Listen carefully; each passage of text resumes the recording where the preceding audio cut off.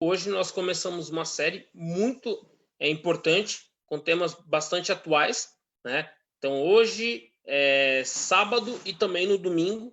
Então, nesse início de série, então a Rosângela, que vai ser a pessoa que vai trazer para nós a mensagem com um tema muito relevante. Então, que Deus te abençoe, Rosângela. Obrigada, Rodrigo. Boa noite mais uma vez a quem eu não cumprimentei.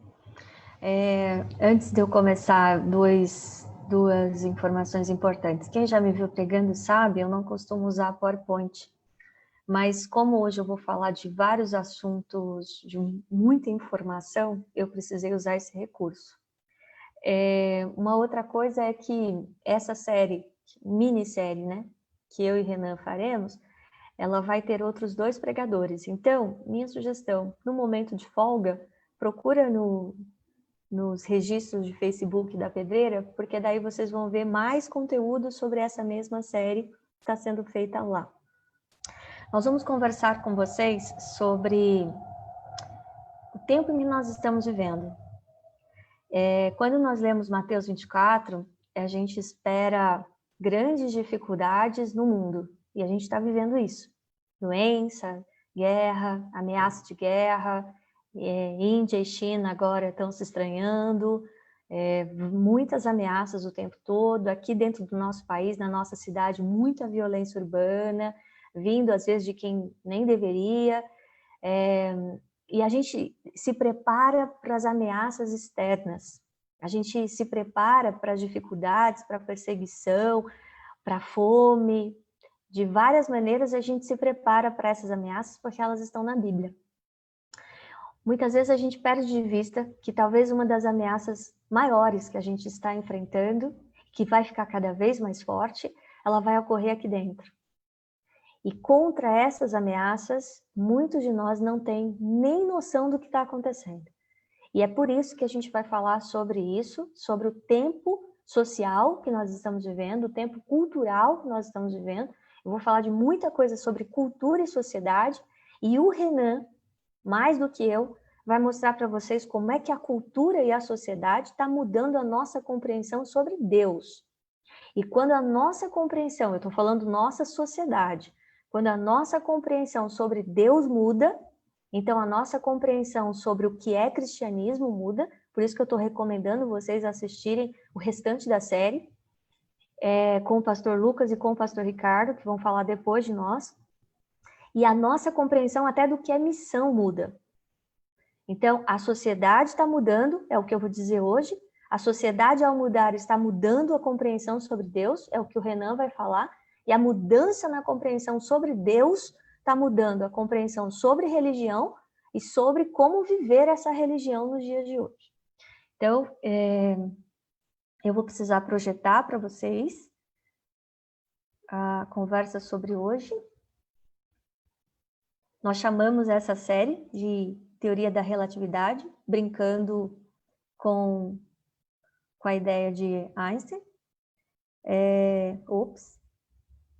Deu uma desfigurada aqui, eu estou procurando um negocinho que agora sumiu. Obrigada aqui. Eu uso isso aqui com muita regularidade e a hora que eu preciso desaparece.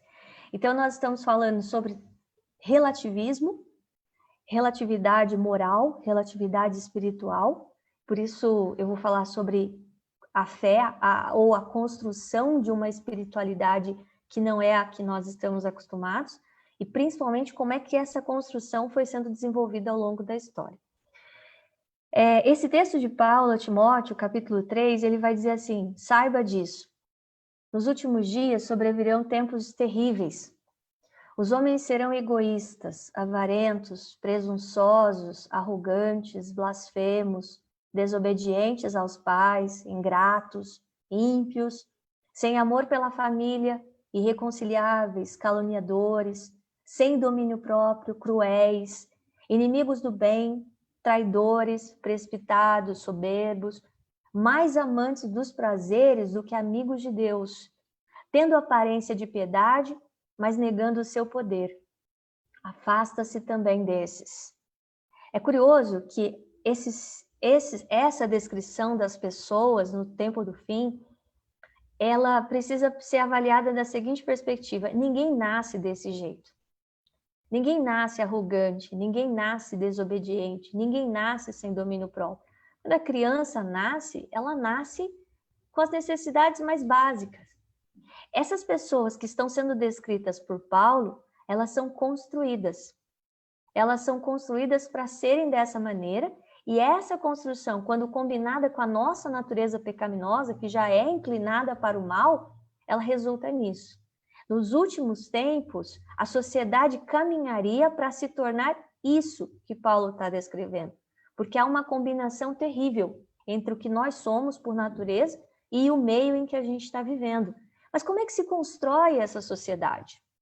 Eu vou precisar fazer um retrospecto, e vocês vão perceber que esses homens dos últimos dias que Paulo descreve, eles foram sendo construídos há muito tempo. Não é coisa de agora. Não é coisa da internet, não é coisa das novas gerações que não tem nenhum compromisso com Deus. Veja, se nós olharmos para a história, na Idade Média, o centro da compreensão de mundo das pessoas era Deus, o Deus cristão, pelo menos nessa região ocidental, Europa, América do Norte, América Central, América do Sul. O centro era Deus. Deus explicava as coisas, as pessoas eram do jeito que elas eram porque Deus quis, as pessoas morriam cedo porque Deus quis, o mundo girava em torno de uma ideia sobre Deus. Mesmo que essa ideia sobre Deus estivesse errada, o foco era Deus. Na verdade, o foco era o ser humano, mas esse ser humano era religioso, digamos assim. Veja o tempo, isso tem mais de 500 anos atrás. Quando esse Deus, apresentado e muito mal apresentado pela igreja, quando esse Deus, que as pessoas entendiam que era raivoso, era vingativo, era injusto, quando esse Deus decepcionou as pessoas, porque as pessoas não podiam estudar, não havia boa medicina, não havia escola para todos, alguns eram ricos, a maioria era muito pobre. Quando esse Deus foi encarado como um problema, esse ser humano resolveu separar-se de Deus. E a partir do iluminismo, a partir de um momento na história, eu não vou me deter tanto aos termos técnicos, mas a partir de um momento na história, Deus sai de cena e o homem entra em cena. Deus é substituído pela inteligência humana. Deus é substituído pela compreensão humana. A partir daí, o homem decidiu que ele seria o seu Deus. Ele desenvolveria a educação traria ciência, a educação traria liberdade, a educação traria igualdade entre as pessoas. Então, o homem tornou-se o centro no iluminismo e na Idade Moderna. Acontece que, por algumas razões, a gente vai falar um pouquinho disso, o homem, a razão, a inteligência, a ciência, o conhecimento não resolveram os problemas da humanidade. A humanidade começou a ter problemas. Então, a partir de um certo momento, no final do século XVIII, 1700, quase 1800, a razão ela começa a ser questionada, a ciência começa a ser questionada, o conhecimento, pelo conhecimento, começa a ser questionado. E surge, já a partir de 1800, uma inclinação para buscar algo além da ciência. A gente precisa de mais do que conhecimento, a gente precisa de mais do que sabedoria, a gente precisa de mais do que ciência. Na Idade Média, a verdade estava toda na religião.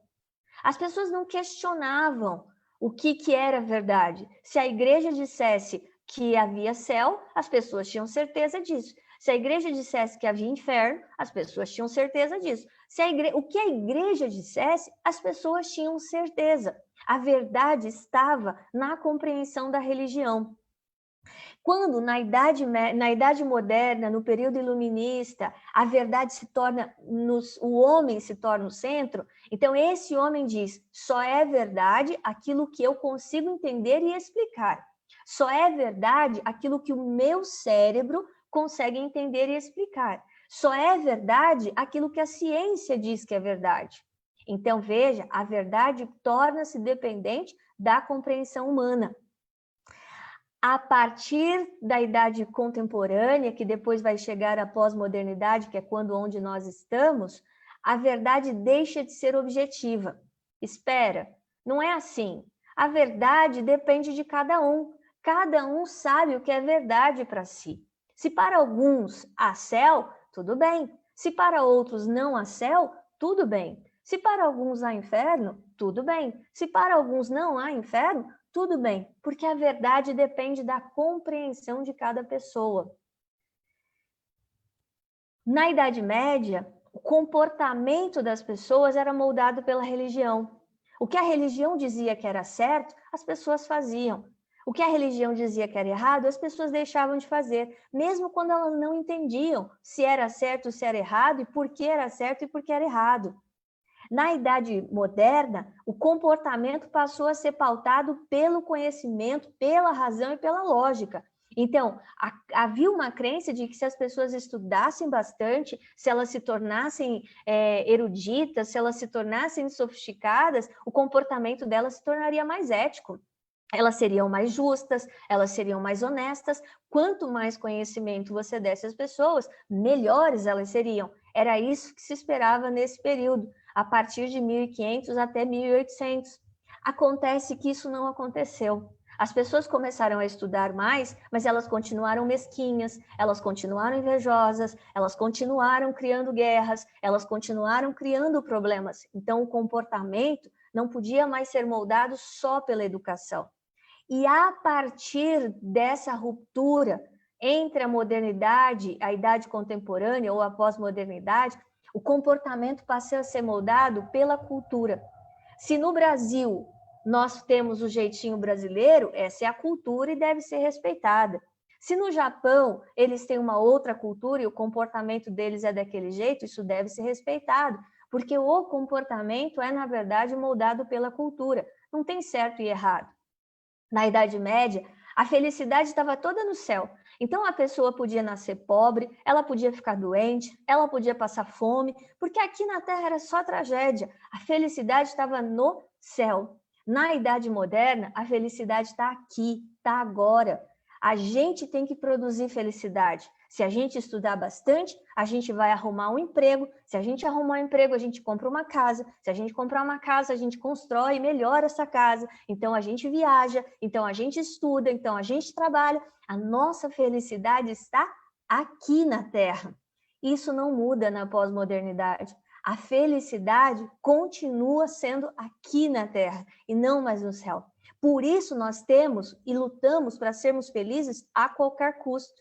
Nem que seja comprando coisas, nem que seja trocando de relacionamentos, nem que seja fazendo algum sacrifício. Nós temos que ser felizes, de preferência, o tempo todo. Na Idade Média, as pessoas eram resignadas. Nascia pobre, era pobre. Ficava infeliz, era infeliz. Ficava doente, era infeliz. Ficava doente. As pessoas não questionavam o porquê das coisas. Deus quis assim, a igreja falou, então está tudo certo. Na Idade Moderna, isso muda. As pessoas querem ser felizes, então elas querem mais da vida. Então elas vão tentando melhorar para conseguir mais da vida, porque a vida é para ser feliz. Na Idade Pós-Moderna, a vida não basta. Não basta ter só uma faculdade. Não basta ter um casamento. Ele tem que ser feliz o tempo todo. Não basta ter filhos. Eles têm que ser os melhores da turma. Não basta ter um emprego. Você tem que ser chefe. Não basta. Nunca basta. Não basta. Então, quando a modernidade de 1500 a 1800, até o começo de 1900, quando a modernidade, a razão, o conhecimento, o intelecto não resolveram a felicidade das pessoas, porque apesar do conhecimento aumentar, aumentaram as guerras, apesar do saber aumentar, aumentou a fome, continuou, apesar do conhecimento, apesar da ciência, apesar da educação, as desigualdades continuaram. Quando a modernidade, a idade da razão, a idade do iluminismo, quando isso não satisfaz, então as pessoas começaram a se decepcionar com a ciência, com a razão, e começaram a procurar alguma coisa além disso. A partir daí, uma série de pessoas começou a trazer ideias que já tinham na sociedade, começaram a reunir ideias na sociedade. O Jacques Derrida é um filósofo que vai dizer, olha, não existe transcendente. Essa coisa de ficar procurando algo além de nós para justificar, para explicar a nossa vida, isso não existe. Não há Deus, não há transcendente, só existe a matéria. O Foucault vai dizer, olha, nós temos que parar de nomear as coisas, sabe? Dar nome para o que é certo e para o que é errado, isso é violento. Quem é você para dizer que deve ser dessa maneira? Quem é você para dizer que uma relação entre um homem e uma mulher é um casamento? Casamento pode ser entre um homem e um outro homem, uma mulher e uma outra mulher. Não é você que pode dar nome para as coisas. Quem é você para dar nome para o que é bom e para o que é ruim? Nomear é poder, nomear é violência. Você não deve fazer isso. O Freud, ele vai dizer uma coisa que é significativa. Ele vai dizer que a religião e a fé é para pessoas infantis. E aqui eu preciso abrir um parênteses. Isso é verdade em alguns casos, sabe? Às vezes, as pessoas se escondem atrás da religião e da fé. Elas querem que Deus resolva tudo para elas, elas não querem ter responsabilidade em nada, ou então elas culpam o diabo por tudo que dá errado. Foi olhando para essas pessoas e para o comportamento dessas pessoas que o Freud disse, olha, a religião e a fé é para gente que não quer encarar a vida do jeito que ela é. A vida é difícil, ela tem tragédias, tem coisas que não se explicam, ou pelo menos não se explicam de forma racional. Então, esses homens não são o problema, eles são o retrato do problema. Eles são as ideias, a voz de uma sociedade adoecida, de uma sociedade que cada vez mais se afastava de Deus. Então, Rory, que é um outro estudioso, ele vai dizer que interpretar a realidade é mais importante do que a verdade. Não importa se eu estou lendo um texto da Bíblia e esse texto da Bíblia foi escrito em hebraico, então eu vejo qual é a origem e qual é o contexto. Importa que quando eu leio, eu tiro uma ideia dali. Mas se o meu vizinho ler o mesmo texto e chegar a uma outra conclusão, ele está certo também, porque o que importa é como eu interpreto. Não importa se é verdade ou se não é verdade, se um está certo ou se o outro está errado. Percebe? Esses autores, eles são vozes de uma sociedade que cada vez mais se afasta de Deus. E todos eles viveram no século XX. Todos eles foram atuantes em 1900, 1910, 1920, 1940. Há muito tempo a nossa sociedade está sendo mudada. Há muito tempo a nossa sociedade está sendo transformada. Nós é que demoramos muito para perceber que as coisas estão mudando debaixo dos nossos pés. Por fim, uma última ideia que faz toda a diferença para o tempo que nós estamos é a do Nietzsche. Não há verdades absolutas. A crença de que não existe o absoluto é que abre caminho para a realidade que nós estamos vivendo. Tudo é relativo.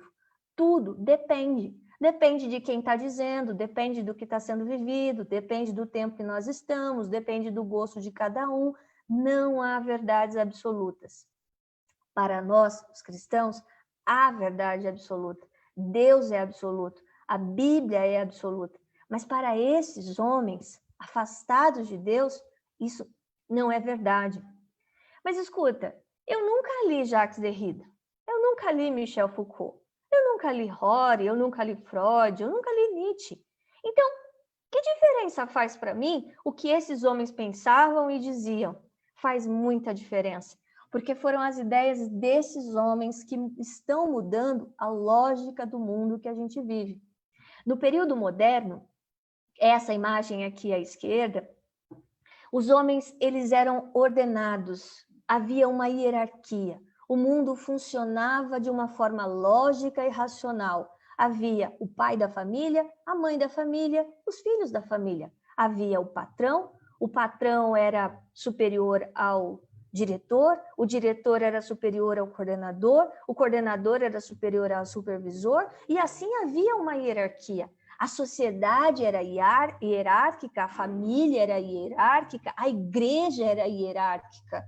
Isso no período moderno.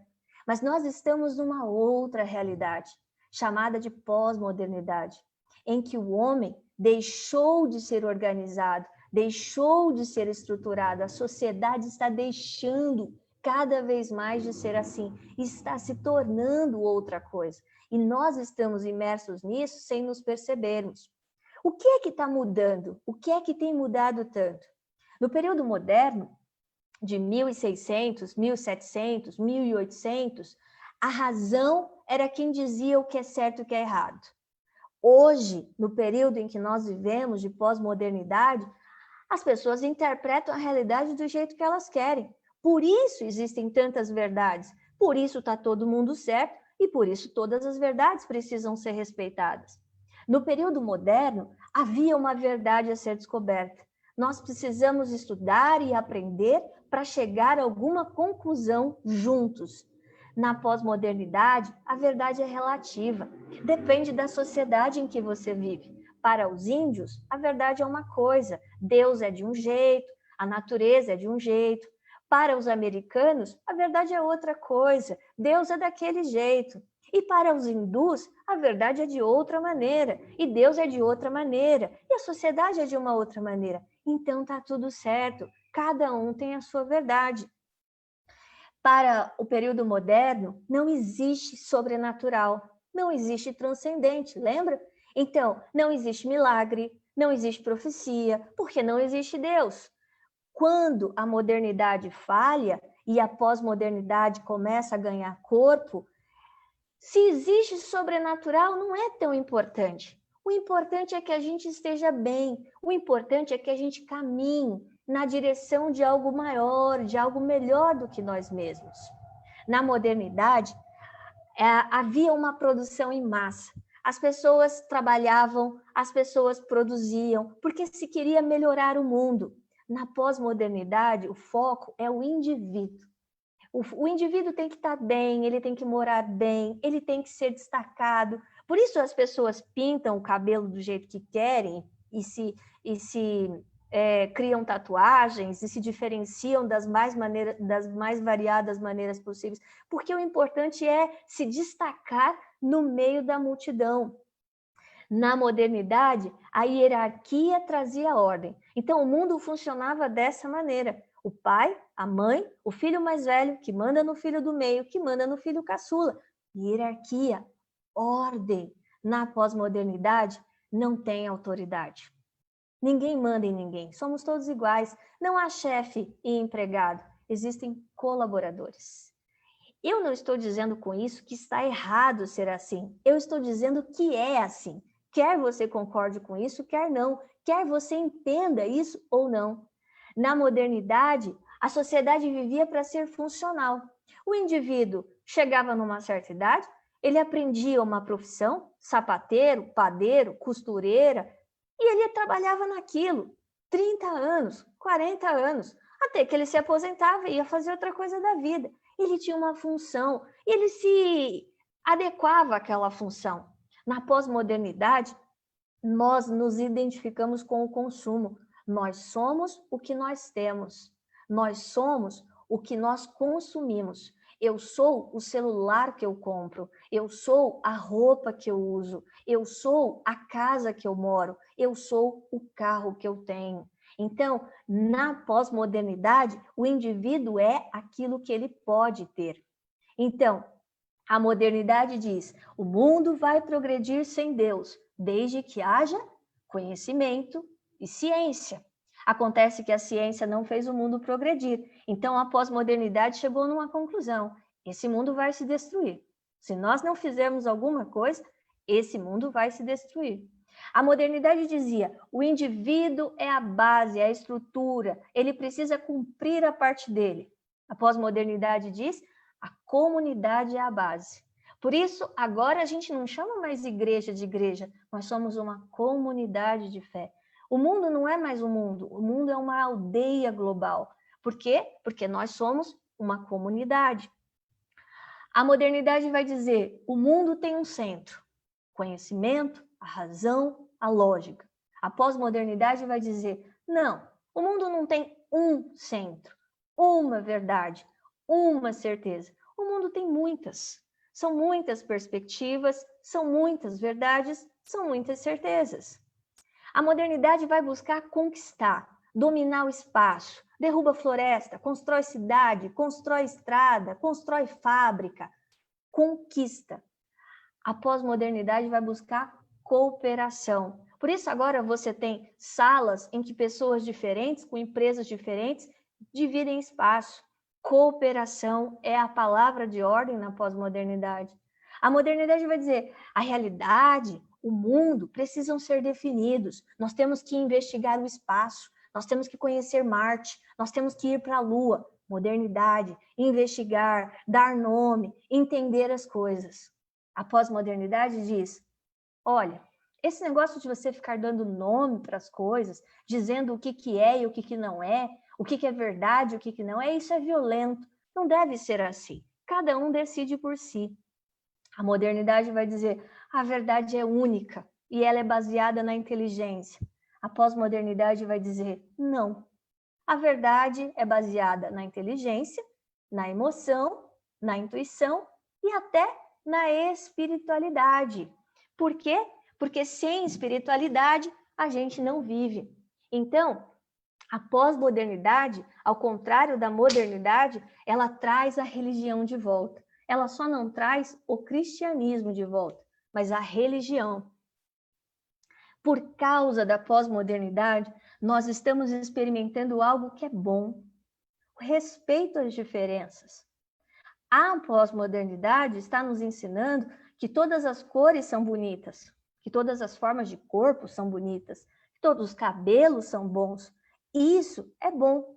A Bíblia defende que o ser humano foi criado à imagem de Deus. Isso é bom. Mas a pós-modernidade também nos apresentou outras formas de diversidade não boas, diferentes do que a Bíblia defende. Como é que essas ideias todas chegaram até nós se nós não fomos para a universidade? Se nós não lemos aqueles autores que eu mostrei para vocês? Como é que a gente tem aprendido a ser pós-moderno se nós não estudamos a pós-modernidade? Bom, as ideias daqueles senhores, daqueles cientistas e de vários outros que eu não apresentei para vocês, saíram das universidades e ganharam o cinema, ganharam a televisão, ganharam as séries. E gradativamente nós estamos sendo educados a pensar de maneira pós-moderna. Quando essa série, Star Wars, se eu não me engano, ou Guerra nas Estrelas, eu não assisti ela, eu não conheço tão bem, quando essa série apareceu, havia uma ideia por trás dela. A ideia de que o homem deveria explorar o espaço e conhecer o espaço e dar nome para os lugares e aprender. Percebe? É o ideal da modernidade, conhecer, dar nome, investigar. Havia, inclusive, um personagem, o Sr. Spock, segundo eu li, que era representante da inteligência, da sabedoria. Olha a modernidade. Quando, na pós-modernidade, a mentalidade da sociedade muda, ela é melhor representada pelos X-Men, que é um grupo de pessoas com habilidades diferentes, e essas habilidades diferentes se unem para o bem comum, para defender o planeta. Olha a ideia de comunidade, olha a ideia de diversidade sendo respeitada. Então, a pós-modernidade gradativamente está sendo apresentada para nós. E nós estamos nos acostumando com isso. A pós-modernidade é ruim? A pós-modernidade tem coisas boas nela. O problema é que a gente absorve o que é bom e o que é ruim, simplesmente porque a gente não está prestando atenção o que é que está chegando até nós. A pós-modernidade diz que nós devemos conviver com as diferenças. É verdade? É verdade, porque um dia Deus vai julgar essas diferenças, não nós. Mas olha só que interessante, a boa convivência entre as crenças, o terreiro de candomblé sendo construído com doações de uma igreja evangélica. Maior tolerância aos pontos de vista das outras pessoas. Na Romênia, eles misturam as crenças sobrenaturais à fé cristã.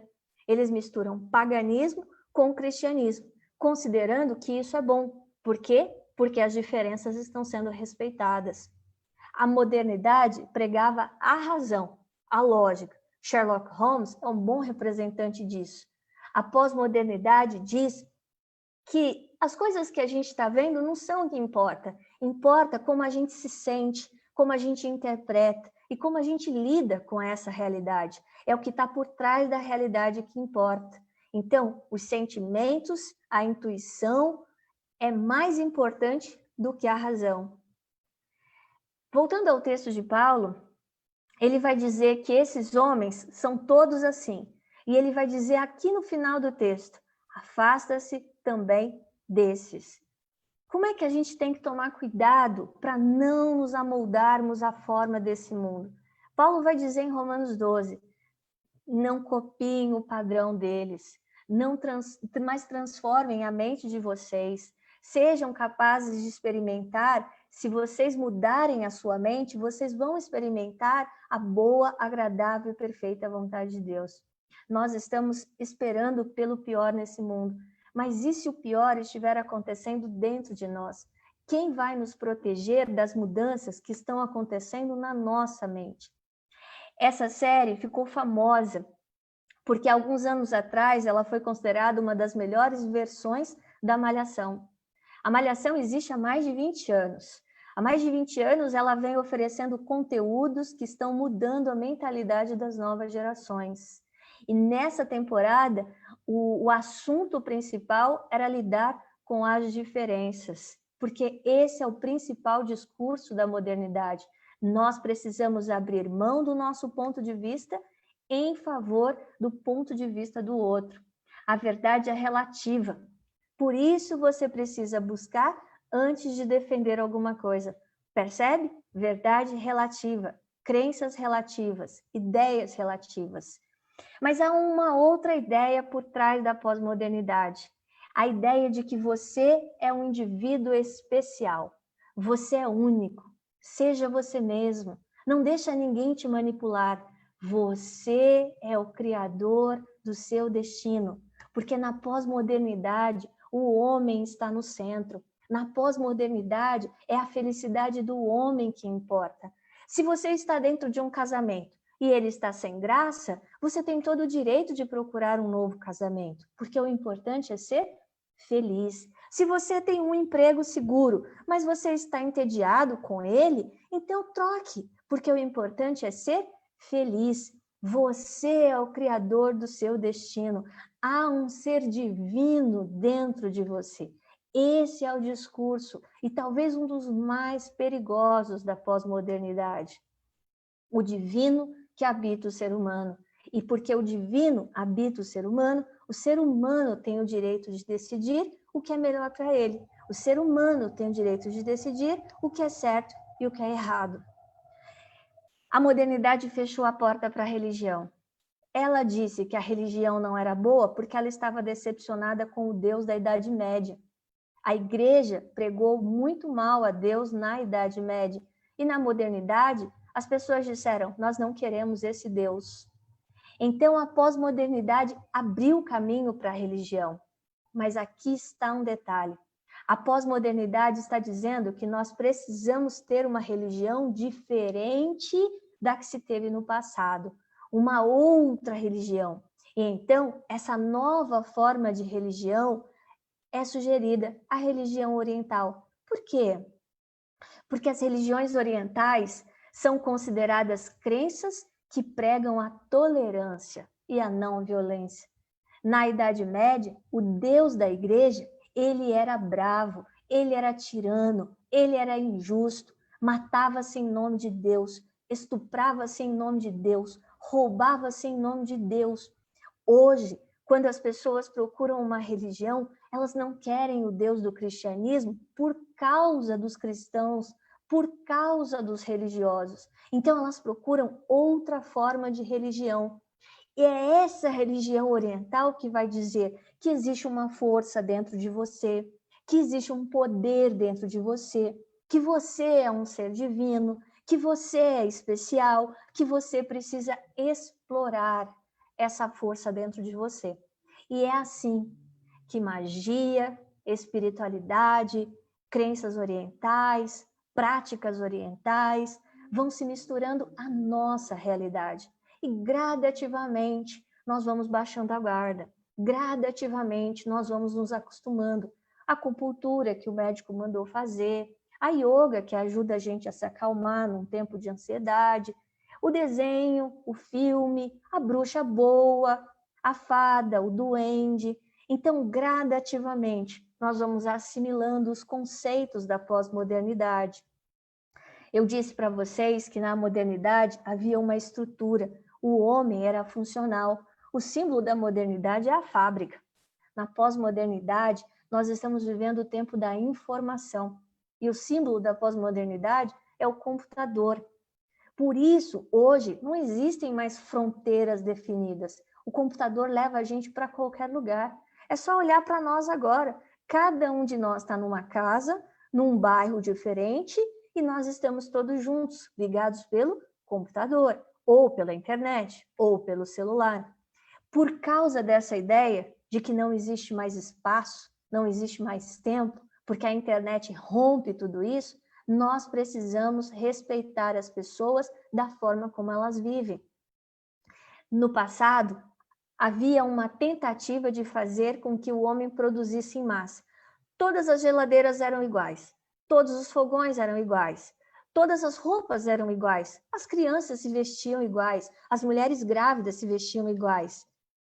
Na pós-modernidade, não. Cada um quer decorar do seu jeito, quer viver do seu jeito, quer ter objetos customizados, quer ser diferente. Nós queremos, a todo custo, ser diferente. E aqui está a grande tragédia da pós-modernidade, a total e cada vez mais ausência de referência e autoridade.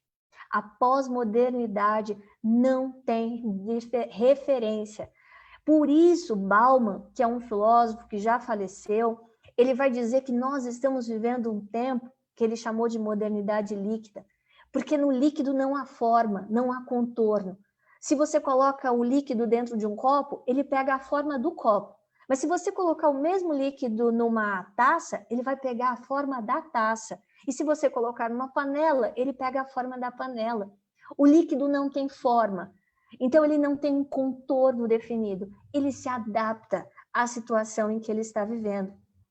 Isso não seria algo ruim se não trouxesse consequências perigosas para nós, porque essa fluidez, essa ausência de forma, está alterando 3 coisas fundamentais.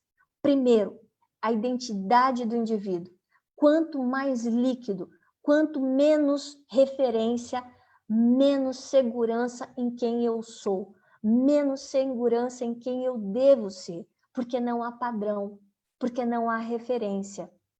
Ao retirar a referência, ao retirar a identidade do indivíduo, eu afeto os relacionamentos. Ao afetar os relacionamentos, eu também comprometo a minha relação com os outros, a minha relação com a comunidade.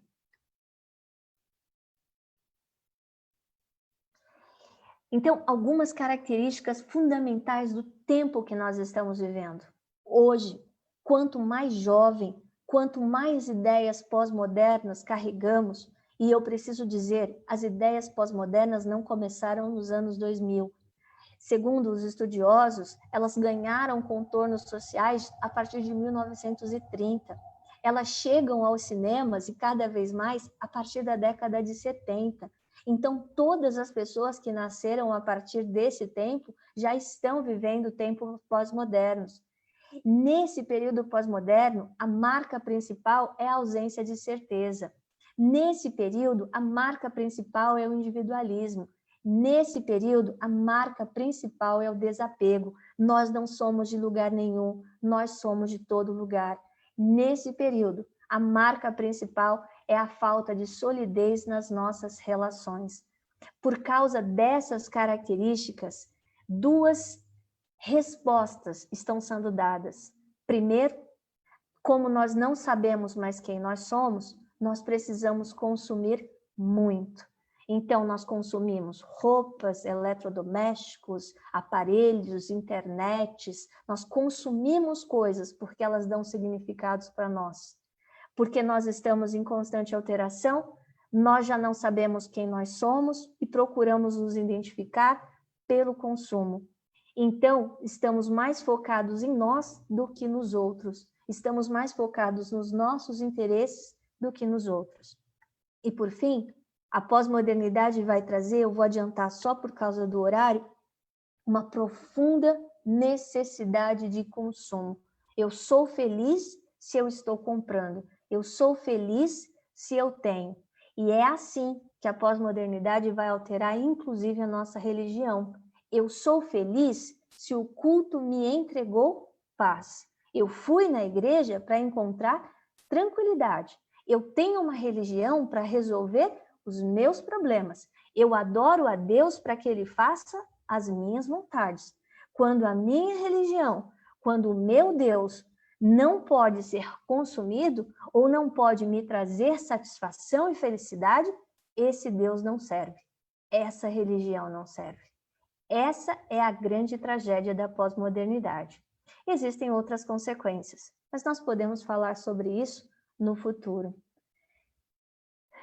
Assistam no sábado e no domingo uma apresentação mais profunda e mais detalhada. Talvez com a ajuda de Deus, vocês percebam que aquilo que Paulo nos disse há muito tempo atrás é uma grande verdade. Nossa luta não é contra a carne e o sangue. Nossa luta não é contra a direita e a esquerda. Nossa luta não é contra pessoas. Nós estamos enfrentando uma luta invisível que está alterando a forma como nós pensamos, sentimos e vivemos. Essa mudança está alterando a nossa religião, a nossa compreensão de Deus, está alterando quem nós somos. Que Deus tenha misericórdia de nós e nos ajude a viver nesses últimos tempos. Eu tinha pedido ao Rodrigo para tocarmos uma música. Vamos dispensar, Rodrigo, para respeitarmos o horário? Em outro momento, em outra ocasião, quando a gente falar sobre isso de novo, porque é um assunto que precisa ser sempre falado, a gente faz a música também. Tá bom? Posso fazer oração? Senhor nosso Deus, quanta coisa, quanto perigo estamos expostos e muitas vezes dormimos como aquelas virgens, inconscientes da realidade em que nós estamos imersos. Somos vítimas passivas de uma sociedade que está em convulsão. O mundo está mudando diante de nós e porque nós estamos dentro dele, muitas vezes nós não percebemos essas mudanças. Nós precisamos de ajuda, Senhor. Nós não temos como nos proteger de tudo que está nos acontecendo. Muitas vezes nós temos medo do vírus e de outros perigos que são reais, mas algumas coisas que estão nos cercando, nos assediando e às vezes até nos afetando bem mais, estas muitas vezes nós não nos damos conta. Por favor, torna-nos pessoas sábias, torna-nos pessoas lúcidas, para vivermos cada vez mais conscientes no tempo em que estamos. Abençoa-nos com o Espírito Santo, que Ele nos traga a luz para o tempo presente, que Ele nos ajude a ganhar a firmeza e a segurança que esse mundo não tem. Por favor, nos abençoe com a Tua companhia, em nome de Jesus Cristo.